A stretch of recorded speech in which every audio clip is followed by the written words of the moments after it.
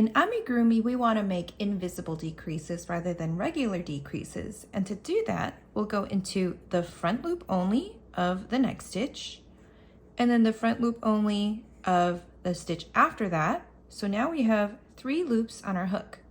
Then we're going to yarn over, pull through 2, and then yarn over and pull through 2. I've mentioned in my other Amigurumi 101 videos that I prefer to yarn under, but when making invisible decreases, I always prefer to yarn over because it tends to hide the gap a little more.